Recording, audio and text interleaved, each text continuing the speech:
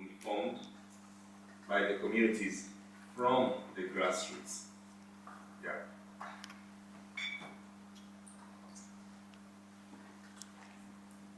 Thank you, Alphonse. So from our perspective, maybe I'll start with your question about how you build trust with the community.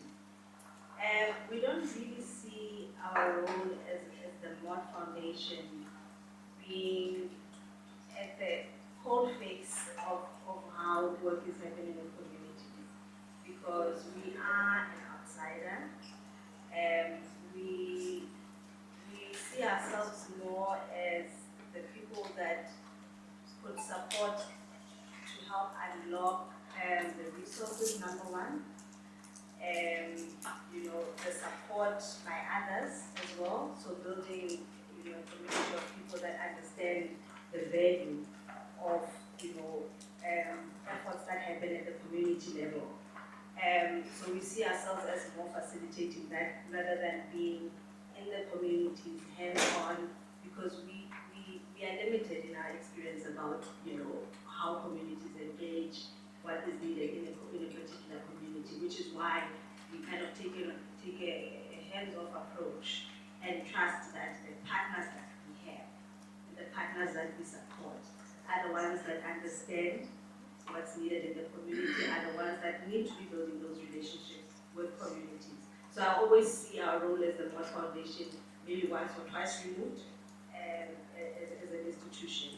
But understanding and appreciating why it's important to support efforts that allow for that kind of locally led community development.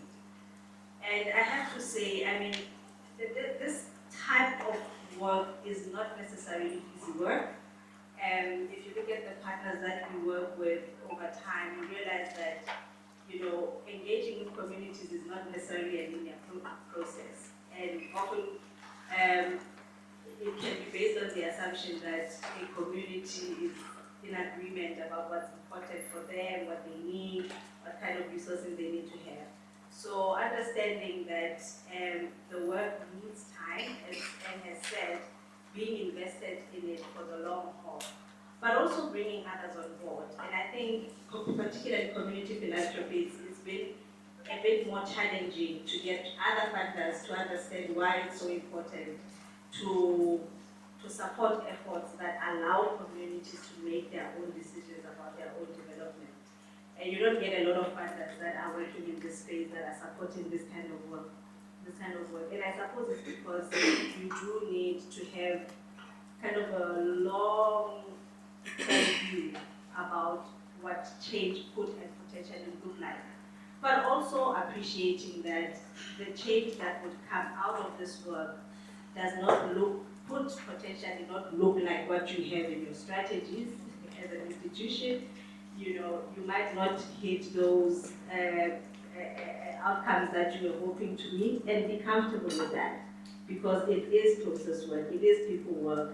It needs for you to allow for it to unfold in the way that it needs to unfold.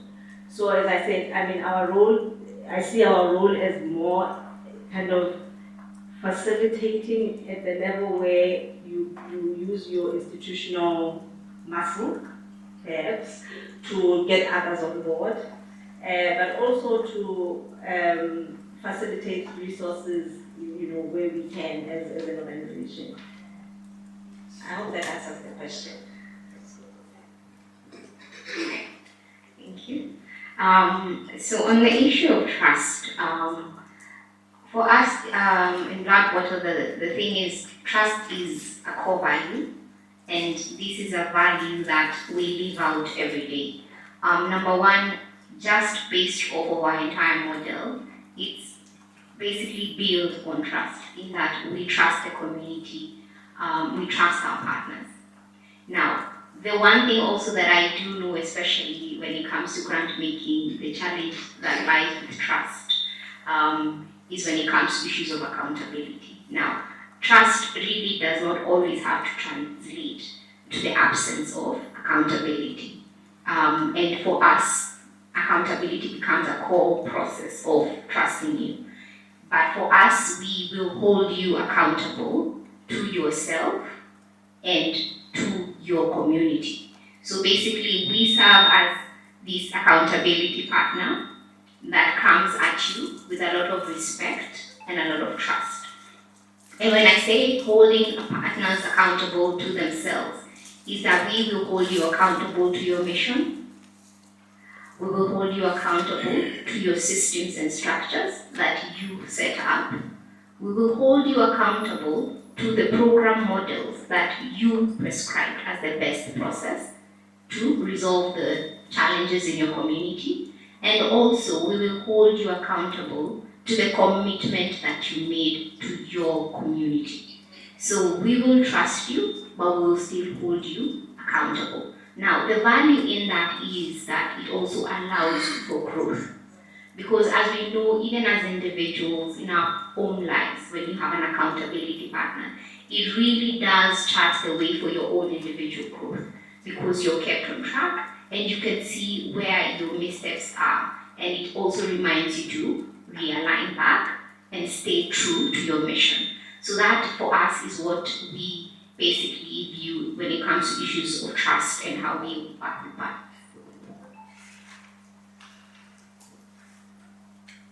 Thank you. The question they asked about local ownership. The ownership in that the community groups, we give them capacity building and told them when we give them the support, they can build commitment, really commitment for that. Yeah, like in school, when we support them with the effective stops, we give them once, but many of them, they construct themselves. Yeah, and the other, they add another stop for their own money, and they find support in other sources. So once we give them, we also talk to them to own that project, as well as the community groups. We give them capacity, but we told them to own that project for their own. Yeah.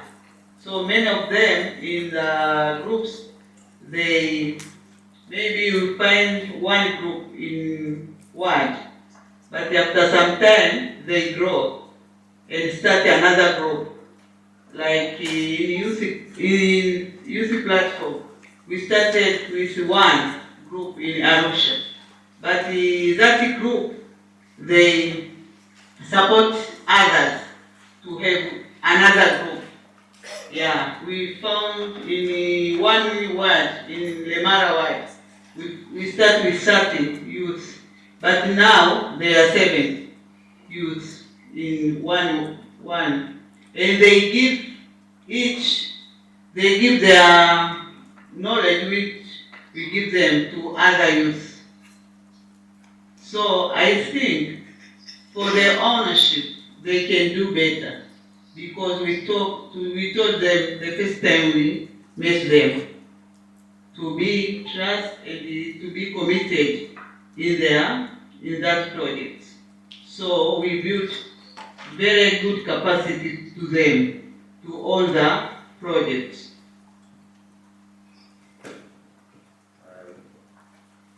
Thank you very much. That's quite insightful as well. I would like the panelists to discuss one more thing later on. Do we see our interventions scaling up to the policy levels? The desires of the communities, do we see that scaling up to the policy decisions? But as you think around that, I think it's I have to be fair with the audience. Now I think I have to give the mic to to my audience so that they can also interact with the panelists. We still have 20 minutes for a session. I would propose that we take 5 comments or 5 experiences or 5 speakers, then we come back to the panelists again. Good. 1, 2, 3. My nearest here, my sister. 3, 4. I'll have to be fair at the back, and I'll take 2 at the back. Good afternoon. My name is Henry Kilonzo from Safaricom and M-Pesa Foundations in Kenya. Thank you very much for the insightful sharing. Roots organizations capacity strengthening. It's good that you work with them or you work with them for 8 good years. And that's very good because capacity strengthening is not an off-on event. It's a process, it's a relationship. How do you deal with owners or the founders syndrome in most of the local organizations? Because that is what mostly affects the sustainability of these organizations, because you are strengthening them for succession, but the founder does not want to have founded an organization and they give it to somebody else. Thank you. And the founder, youth leaders, stakeholders.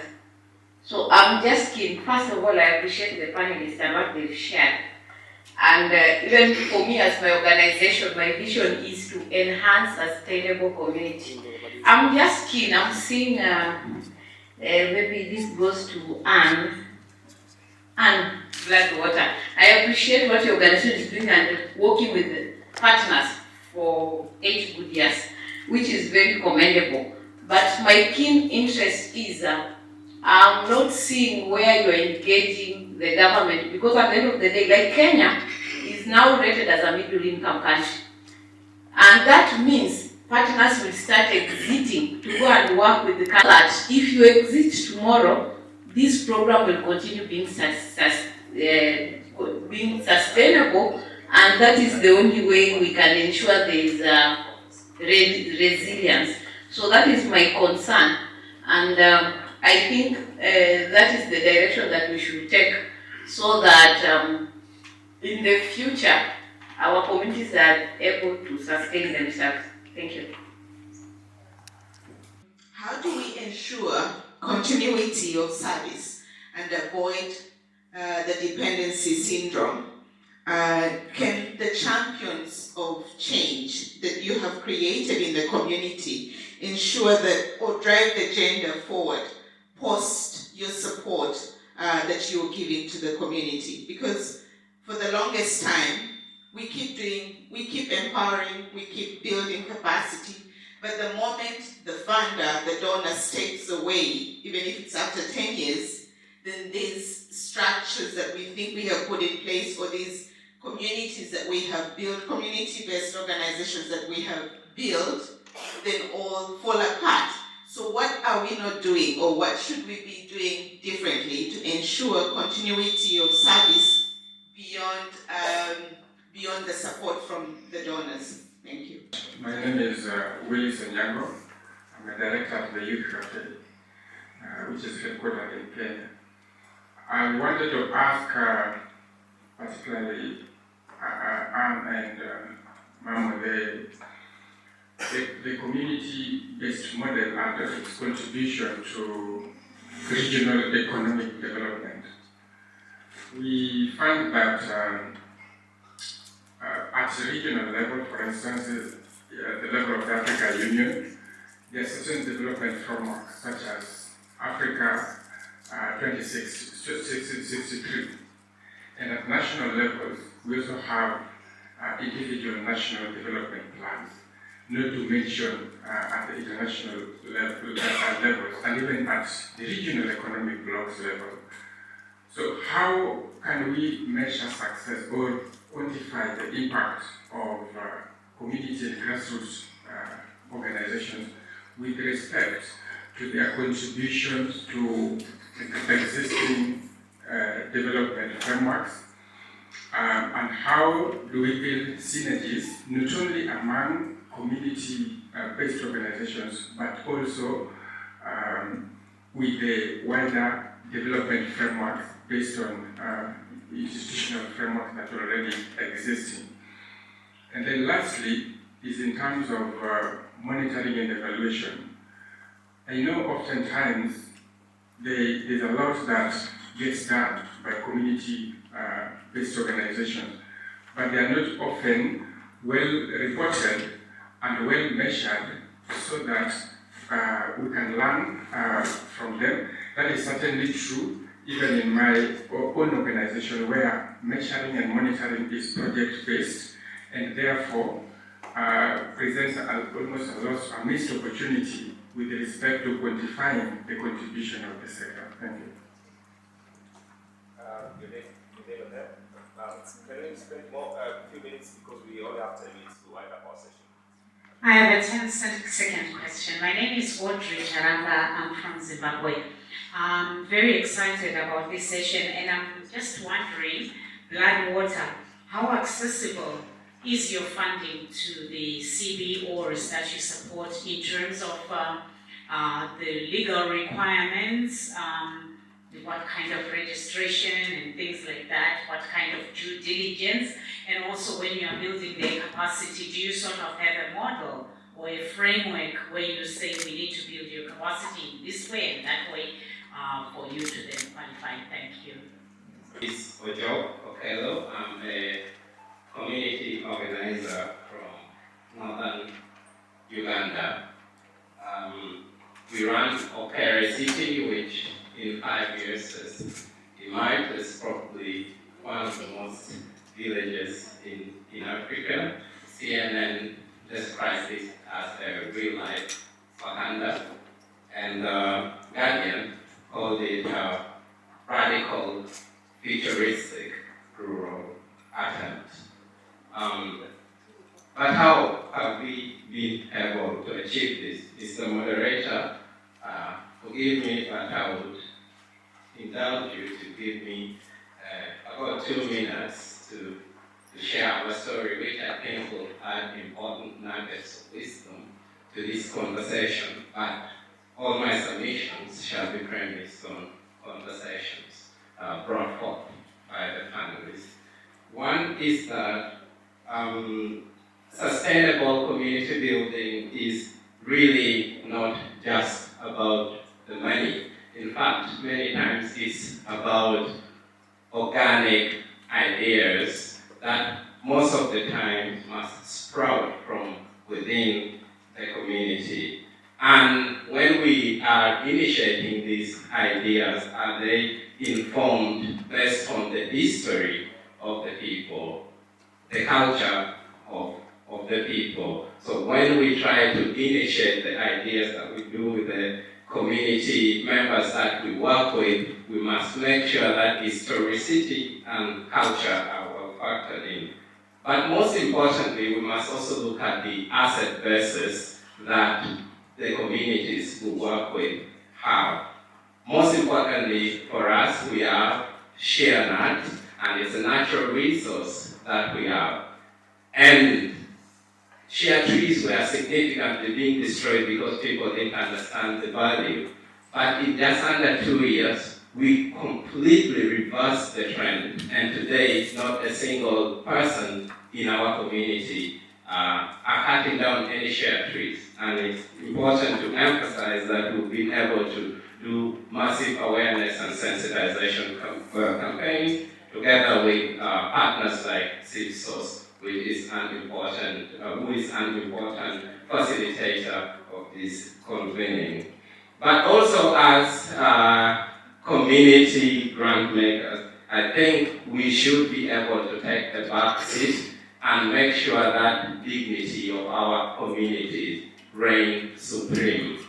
Many times as people working with communities, we tend to think that we are the experts. We tend to think that we know a lot. But let me tell you, those community members, the people at the grassroots, are the most knowledgeable people. Just listen listen to them, and you'll be amazed by what can be achieved. Also importantly, we should not just scratch the surface. The problems that we are dealing with are deep, they are structural, and sometimes just drilling a borehole or addressing an HIV and AIDS challenge is not going to be enough. Maybe we should take this deeply, and again, as a Paris City, we try to work, on a multi-sectoral set of intervention with the 10,000 people in our community. And lastly, about engendering local ownership, I think this must be a very deliberate effort. It is a very disempowering process for a grant maker because, in fact, to make sure that communities own the initiatives that they run, you must be able to cede your power. You must be able to give the community much more power. And in this process, if you are not careful, you might feel that your power is being taken away from you. And again, as a Paris City, we have committees, the community members decide, and as an organization, we basically refine and reshape some of these ideas. Then lastly, as grant makers, please let us not burden community builders with rigorous, stringent, and sometimes annoying reporting procedures. They take a lot of time from people who are trying to build communities, and it really gives them much more time to focus on the job that they must be doing. Thank you very much. My name is Happy Olani from Social Justice Centers in Kenya. I have a comment on accountability.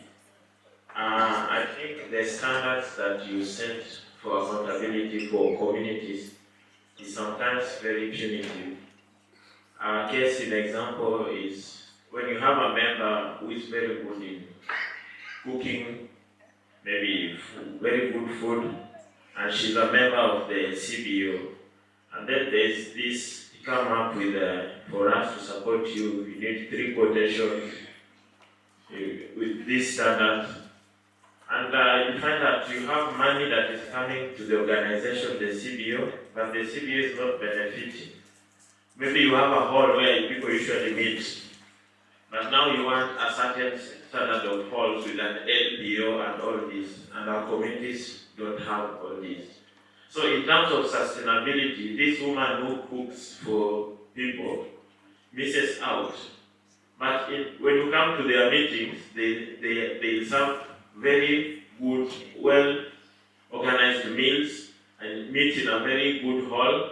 But when you come with a standard, they say, no, we can't meet in that hall. Do they have an LPO? Can they do this?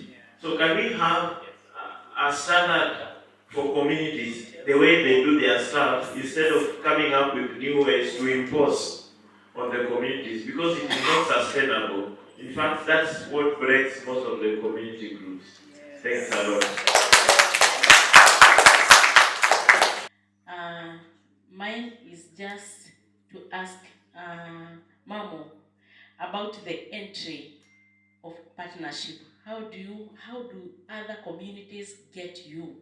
Do you normally offer proposals, or if you want to partner with others, the channel that you use so that you can be able to see them or to meet them? Now another one goes to Anne. I want to be very brief that you work through partnership.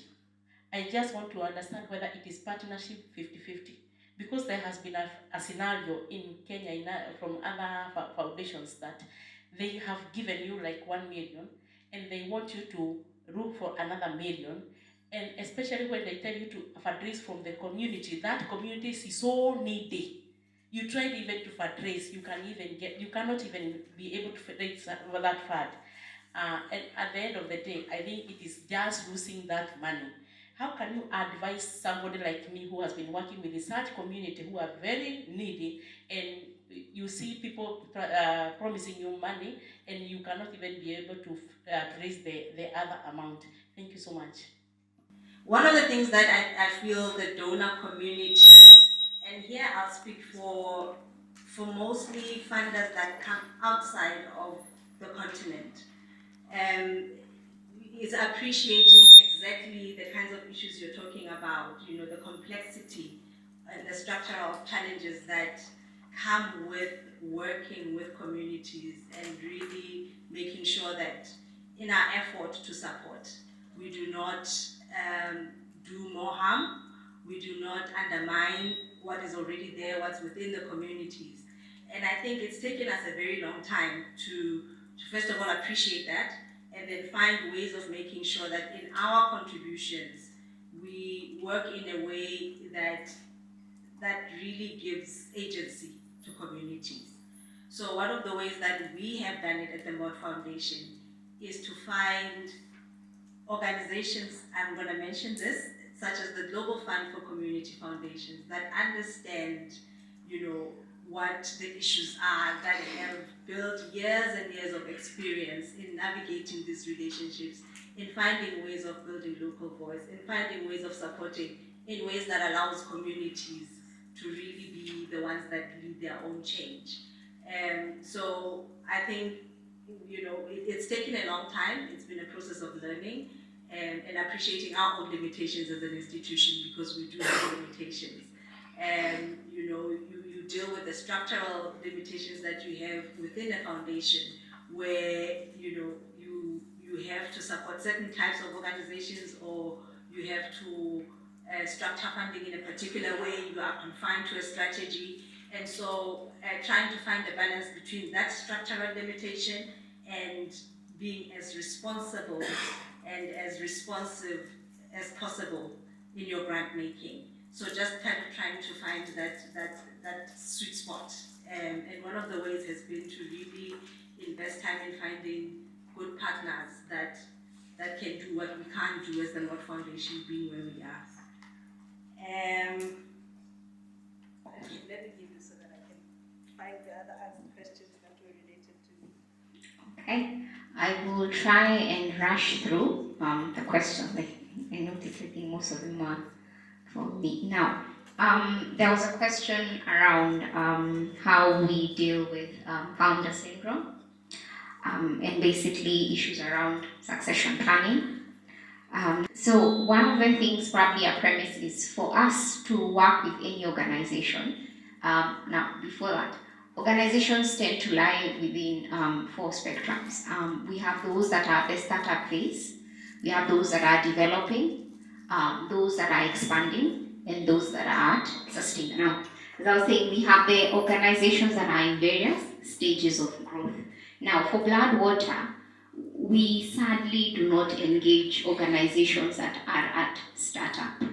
So we basically work with anyone in the developing stage moving forward. And what we envision is in that, because we are very particular on the issues we are addressing, it becomes very hard to work with a partner at the startup phase. Because for most organizations, as we all know, if you've been there at the inception of an NGO, is that there's a lot of exploring, a lot of testing before they truly settle on where their niche is and where their focus area is. So for us, we come in at the stage where you've already settled, you're dealing with WASH and HIV and AIDS, among other things, of course. So then mostly that's at the developing stage, and that's where we come in.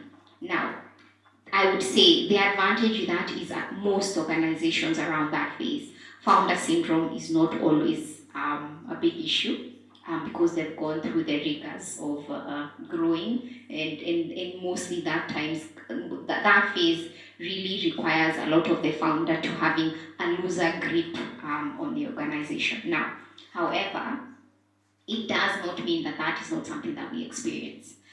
The difference is where we come back to now. Number one, as we engage partners, it is not just an issue of us choosing to engage with you, is that at the tail end, before we start a relationship, is also we will list down the kind of commitments we accept, and then you must also choose to commit back. So we must both mutually agree to get into this relationship. And at that phase, one of the things that is made very clear, through our organizational strengthening strategy is that there are certain expectations or needs that might arise during that process. And one of them being succession planning. So that is a conversation that's had for beforehand. And also when they're being taken through the IDF process is that they understand that is a conversation that comes up. Now, what happens is post that is, as I said, we will hold you accountable to your commitment. And if OS or the organizational strengthening process, succession planning is something that your organization commits to take through, we will hold you accountable against it. And now, I remember, I'm sorry, I'm horrible with names. I know someone mentioned about if you have been disappointed, and that is one of especially the key areas in which disappointment can happen and has happened as well. Because what happens is for most organizations is that there's a lot of commitment in the work, in the program, in the community. But when it comes to the part where you need to look inward, truly see where you are at as an organization, fully expose yourself, that is where the problem lies. And now I would say that's where most of the conflict comes in. Now, in most organizational strengthening processes, they tend to be donor prescribed. So the organization will just run along with it because you're told to do A, you do A, you're told to do B, you do B. It's hardly ever very strenuous because it's donor prescribed. It's not really true to your needs. But whenever it is driven by the organization itself, it is uncomfortable. Because at that point, that's when now it exposes that there is an issue with donor syndromes within the organization. So what is your succession plan? What happens when the founder leaves? There's issues of maybe just issues of HR. So those are the things I would say is what brings in that entire process. I'm hoping I've answered a few people by going through there. Now I will combine one of the issues around donor dependency and sustainability. Now, one of the things in which we are sure that our model does not encourage that is because of the premise of how the relationship is started. First and foremost, it is not us coming to prescribe a model to the organization or the community. It is the community or the organization telling us what they want to do. So in terms of sustainability, number one, it was a developing organization, not a startup. So those projects already existed before we came. And there was already learning that was going on that informed the need. Number two, we did not prescribe the model to them. They already had it. So it was already there. So sustainability is assured within that basis. So for us, that's why we avoid prescribing anything. We do not prescribe a thing. Number two, we have the organizational strengthening. And through our different cycles, we adopt basically adaptive programming. Because we found you at day one with a project that informed the first cycle. For cycle two as well, we need to know what were you learning that will inform cycle three. I think now I'm at your question around M&D, the gentleman looking behind. So what we do is basically that we are encouraging the use of data and research to inform your programming. Now, the challenge that lies with most partners in the lack of M&D, the gaps around M&D, is yet again to the issue of being donor prescribed.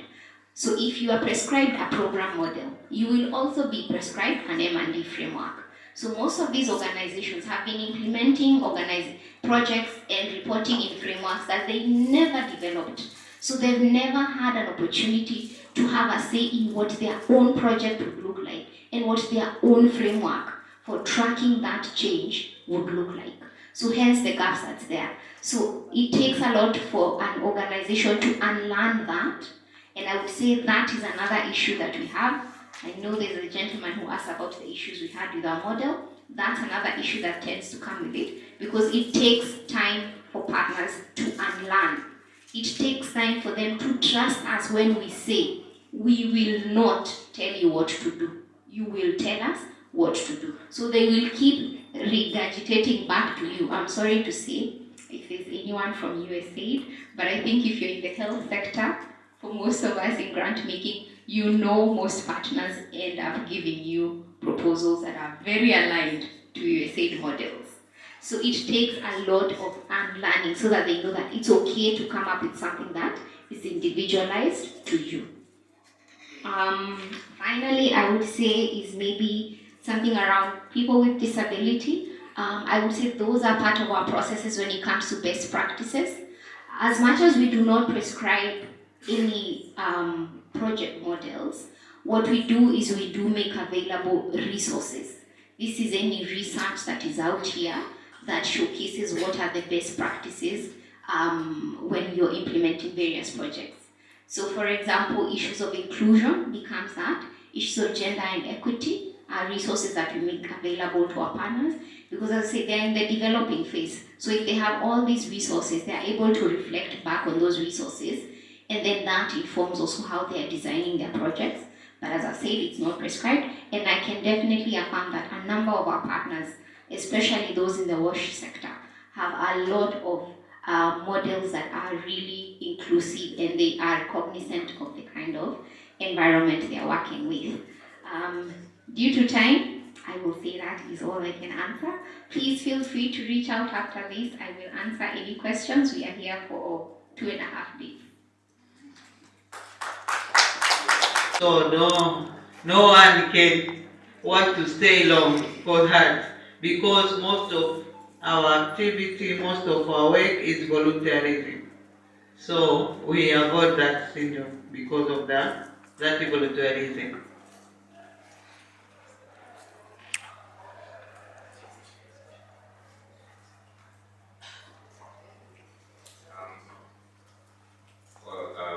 The timekeepers have been pressing you with stick notes. I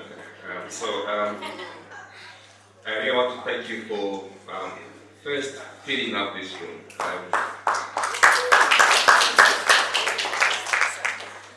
And secondly, for being very active listeners and contributors. I really like the questions that you all asked. My apologies that I could not accommodate everyone, but hopeful that we have something to take home with, that we're going to work on building sustainable communities. I really want to thank my panelists. They have done a wonderful job.